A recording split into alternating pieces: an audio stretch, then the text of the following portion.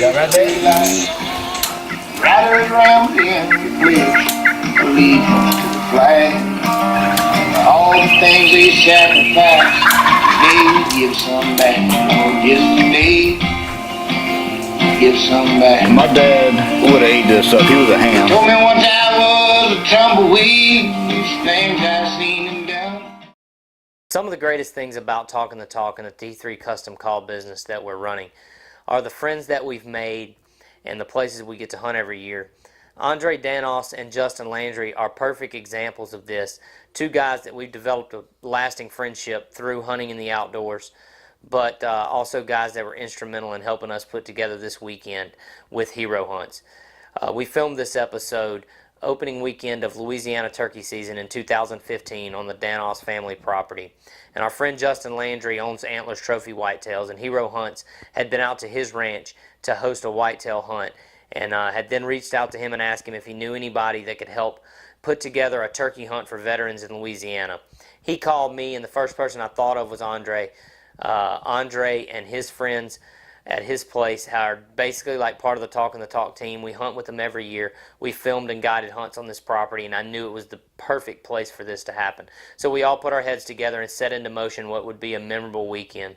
This episode is all about that weekend, and it's not just about Talking the Talk turkey action, but also about what Hero Hunts is doing and how inspiring and impactful it is on everyone who takes part on one of these hunts. It's also a chance for us to honor the memory of the late Mr. Al Danos, and his legacy of giving and caring lives on through events like this at his place, and with his family and friends able to host something like this and give back in this way. So we hope you enjoy it. I know everyone that was involved on this weekend hunt will remember it for a very, very long time. A few months ago, Troy Coleman contacted me and asked if I knew anybody who could put some wounded veterans on a turkey hunt. And I said, I know just the guys, some of the best turkey hunters around. And Locke Wheeler with Sportsman Outfitters, and Bruce with Talking the Talk turkey calls. Talked to their buddy Andre, and Andre was nice enough to have us out here to his place, and we're able to put these guys on a real nice turkey hunt. I'm Andre Danos. We hunt my family's property that's been in my family for a few decades, and I'm proud to have been given the opportunity to take these veterans out here. My name is Scott Coker. Hero Hunts is an organization I feel is doing a great thing in South Louisiana for these wounded veterans, and our goal is to give these guys the respect and the thanks that they deserve for what they've done for their country. I grew up in Lafayette, Louisiana. 28 years Army and Army National Guard. Had an opportunity to meet with Troy Coleman early on when they were developing the foundation, and fell in love with the guys. Very, very unique opportunity to be a part of something so special. Hero Hunts is doing something that I haven't seen or even witnessed with any other place. I think the guys are definitely doing something very, very good for our soldiers. Getting them out of the house, bringing them outdoors, getting them involved not only with each other and becoming that camaraderie of opportunities that we lack without having this type of a foundation. With God's blessing, I was at the U.S. Post Office and I met a young man, Mr. Coleman, and he saw my plates, my Purple Heart plates. By the way, I had 3 Purple Heart now, and he stopped me and told me about this organization, Hero Hunt. I got excited about it. I knew Locke and Bruce just from the past few years. We turkey hunt together, and they became real good friends. So a couple weeks ago when he told me I had the opportunity to take Hero Hunts to my property, I jumped all over it. The place is set up wheelchair accessible, and being my dad just passed away, it made me feel good doing something with his place, with the place that I inherited, and keeping his memory alive. As a whole, I think as a group, you learn something every time you go on one of these trips. You get a chance to meet new people. You get a chance to visit and become friends with people that you haven't met before.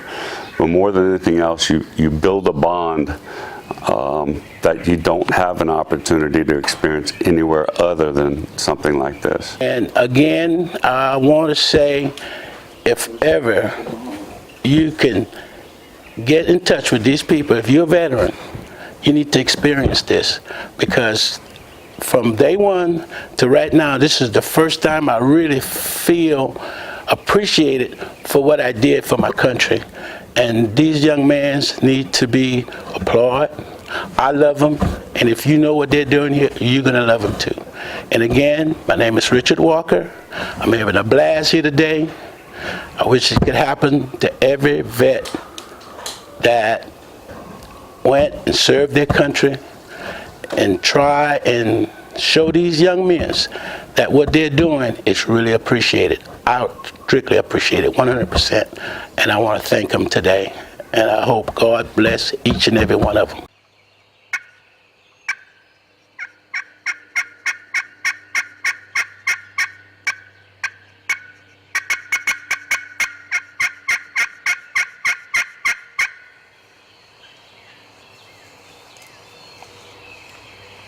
Hi, this is Bruce Solly with Talking to Talk Custom Calls. We'll give y'all a few pointers today when y'all out hunting and you call maybe not sounding perfect, maybe it's slipping or you're not getting the rasp you want to get or the sound you want to get. I'm going to give you a little tip. I like to use sandpaper, like probably 120 grit on glass or crystal. And when I condition it, I like to, instead of going back and forth like this, I like to go one way, like this. What that does for you, it scratches that surface and it clears the grooves that you're putting in it with the sandpaper. If you go back and forth, you're just filling it in. If you go one way, whether it be right to left or left to right, it doesn't matter.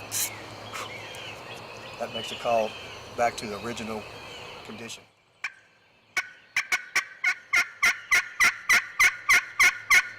Also, you can take your striker with some 120 grit sandpaper and just lightly take that little edge off, that little slick edge.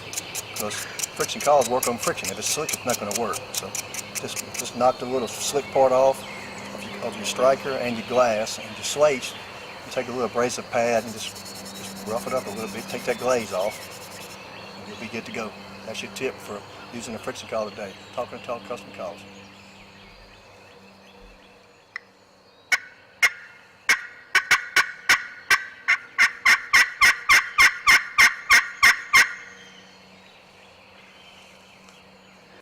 First day after lunch, everybody's rolling into camp. Everybody's getting unloaded, introductions, getting acclimated. We had planned for a big crawfish boil. We were getting all that together and just kind of going through the motions of setting up camp and getting ready for an eventful weekend. Scott Coker from Hero Hunts and Justin and I, we snuck off, grabbed one of Andre's golf carts, and see if we could go roost a bird and get a head start on the weekend for the first morning hunt.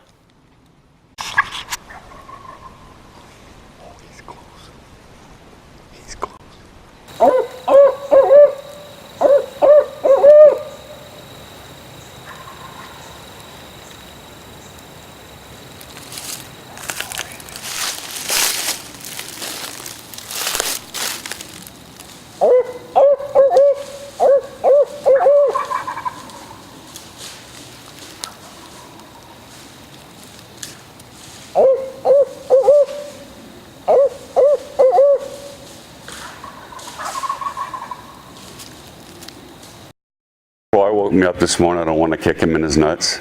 He really sucked bad. I was expecting breakfast and coffee in bed. You know, what I got was basically a cold towel, I think. No, it was from this morning we woke up, we hit the ground running.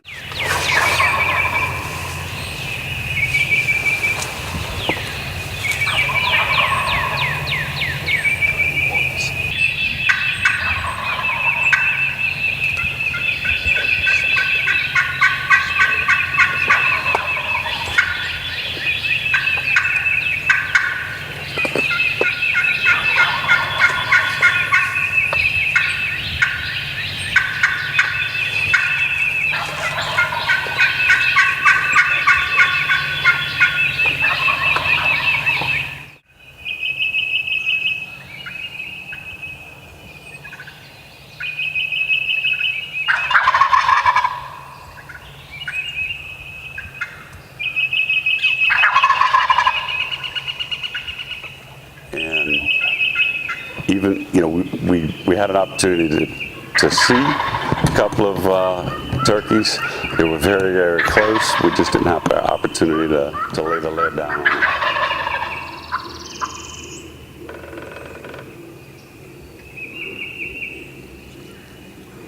on them. And I have to admit, not using this equipment ever and getting set up as quickly as we did was freaking amazing. Sometimes you got to do this shit on the fly, kind of like what we had to do in the military a lot. And I wish a lot of vets like myself can experience what I'm experiencing today. I mean, I had a blast. First time I went hunting turkey, first time I saw a live turkey, really. Didn't even see one, what do you call it, domestic turkey. Haven't seen one alive like that. And I saw a whole harem this morning. My heart got to pumping, and I'm like, damn, this is exciting. And the guys that was with me, they was kind of like, sorry we didn't get to shoot, but I didn't have to shoot. I mean, I had it. I mean, I was so excited.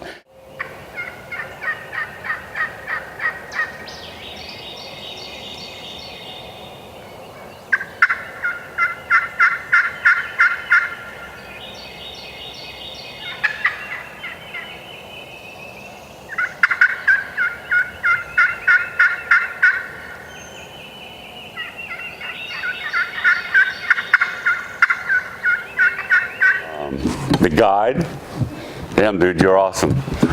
I couldn't tell if it was the gobblers or it was him calling. They were talking to each other so well. But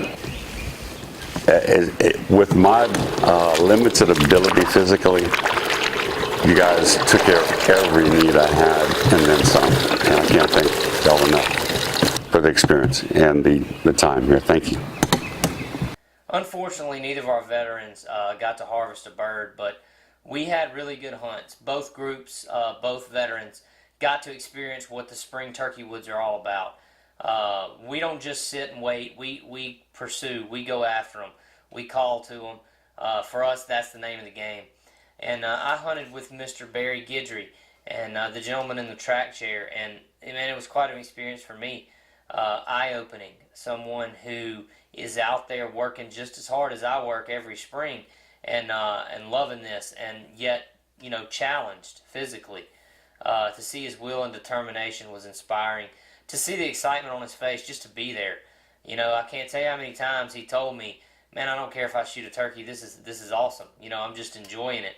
And that's how I feel. You know, 90% of the time I'm in the turkey woods, man, if I get to hear him gobble and call to him, that's what it's all about. So I'm so happy and proud that we got to facilitate that kind of experience for these guys. I wish they could have harvested one, but we didn't get skunked on the weekend. Our buddy Justin, who helped us put this thing together, has not turkey hunted much in his past. He's from Louisiana, grew up duck hunting and deer hunting, and runs his whitetail ranch, and just has never put any time into turkey hunting. So that first day, our guys were on their way into camp, and we had some chores we had to do during the day. So me and Brant took Justin and we snuck off and tried to get him on his first long beard that first morning before everyone arrived at camp. And we had a really good hunt. And Justin was able to lay the smack down on his first hunt.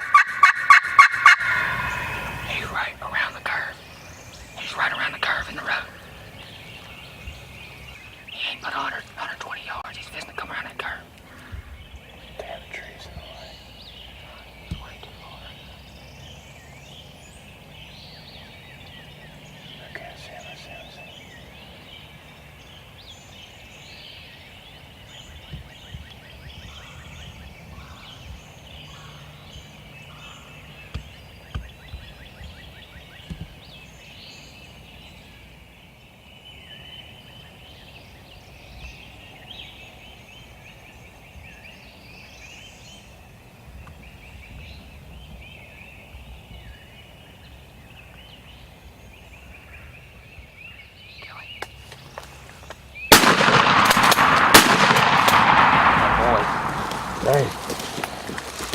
Got him. When he popped up straight in front of us, you weren't going to be able to move. I know. And I was like, I was really hoping he was going to keep flanking us to the right and come up in here. That's So what you I would thought. He'd have come up more right there. cover on this side. Then he's behind the decoy the whole time. What a big bird. I know. That sucker's huge. They got a big old head. He come up over that hill, that tall head up. My God. Big old paintbrush. He read the script. We started calling, he gobbled a few times, and within a few minutes, I could see him. I don't know if I got it on camera real good, but I could see him back in the woods, and he just stood there and watched for a long time before he finally came to the road, and then, you know, he took his sweet time. This is an old turkey. This is a smart turkey. You know, one thing this is one of the few times in my hunting career where I've been able to watch a turkey act the way he acted. A lot of times I think when you're turkey hunting and you have that bird that's right over the hill or he's right around the curve in the road and he gobbles every now and then at you and you're just thinking he's going to come in any minute, and he never does. He was doing exactly what this turkey does, what this turkey did on this hunt. We just had the pleasure of being able to watch him do it. You know, and when you got a 3-year-old or older bird like this, that's what they're going to do. And, you know, if I had called to him while he was down at the end of this road, I don't think he would have come up here. That's why we had to be quiet. Finally got him at an angle I thought I could purr a little bit, and he broke and came right in, and Justin made a good second shot. And, but that's okay. The gun, he's shooting my gun, and it's a real tight pattern, and that's easy to do. I know his heart was beating. I know he was excited. So If I had my gun, I'd been all right. well, we're all right because the bird is dead, and it's a beautiful morning. We're going to go into town and get some stuff and meet up with the hunting heroes, and hopefully we'll get a couple more birds down on the ground this weekend. But congratulations, man. Thank you, Lot. It's an awesome hunt. Thank you, Brent. No problem. Anytime. Caller 40, the adult hen assembly guild.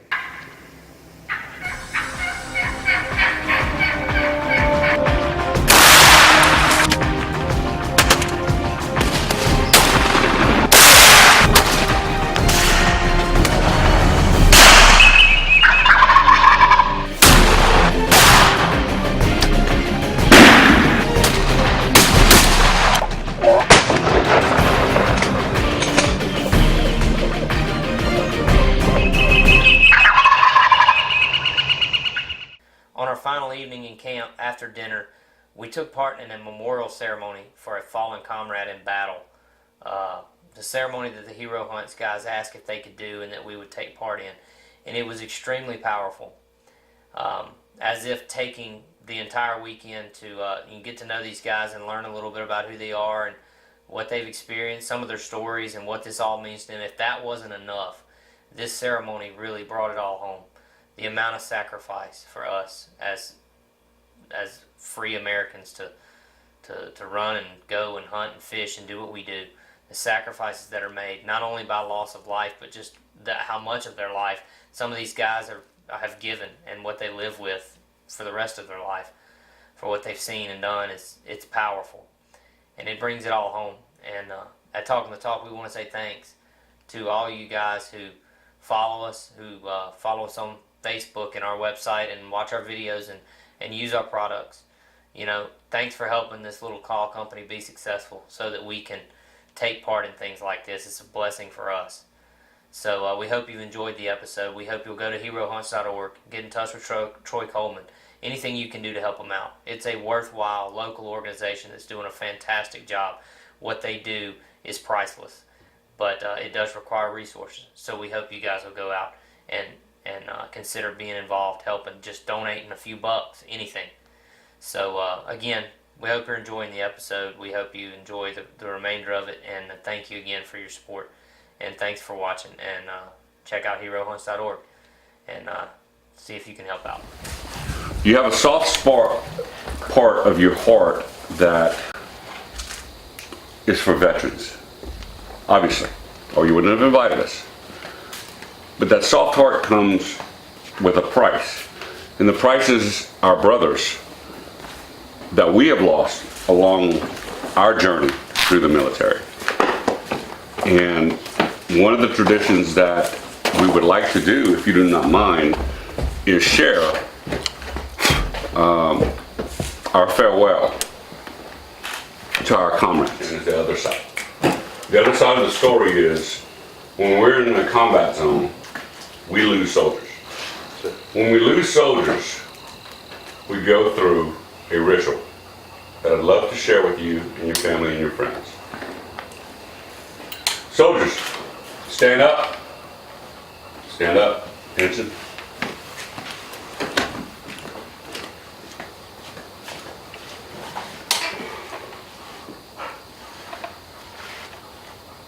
Specialist Cole. Coleman. Yes. Here. Sergeant Walker. Here. Here's Sergeant. Here. Sergeant Walker. Oh, here. What was your name? Specialist Last name? Coker. Specialist Coker. Present. Major Gibby. Here.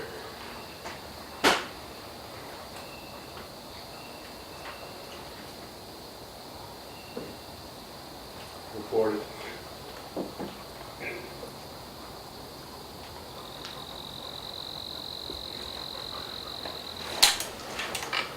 Sergeant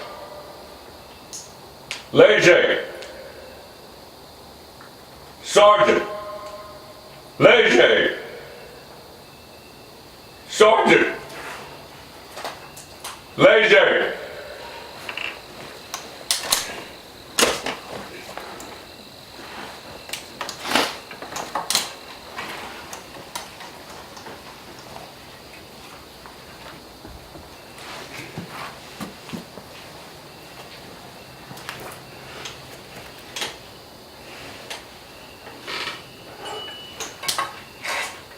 Everyone stand.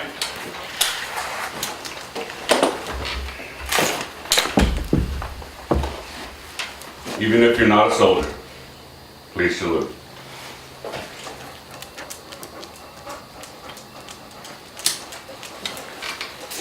The ones that are still here, the ones that have fallen, the journey we share, the ghosts that we live with. From now until eternity, we will remember you. We will cherish your dedication, your sacrifice, and may God have mercy on your soul. Amen. Thank you. Thank you.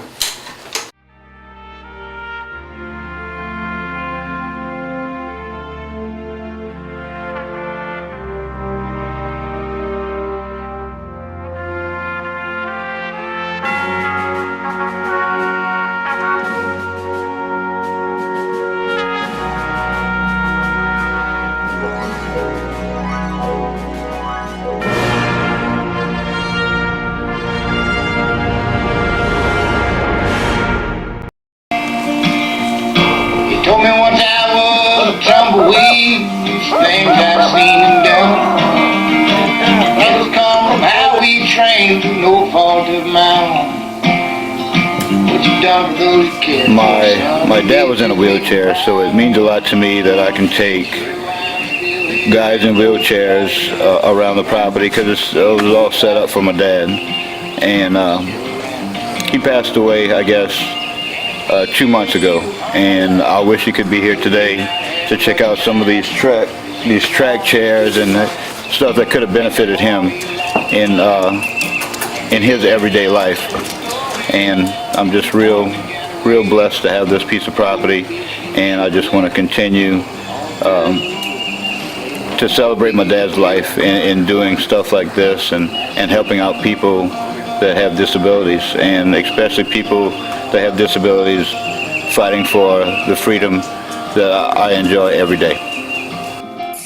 He would have been center of attention, and he liked to get in the mix with all these guys, and just to share his place with people that defended our freedom is it would have meant the world to him, and he would have been 100% on board with this. And he gave a lot back to the community. I mean, that's one of his main things, especially at the end. After retirement, he did a whole lot of charity work, and he has a family foundation that my siblings and I still run that benefit our community. So just giving back was a big part of his life, even more so at the end. It's always been, but even more so to at the end of his life, he would have been 100% behind it, and he did things on a weekly basis that benefited the community and just people in general. He was a real big giver. All the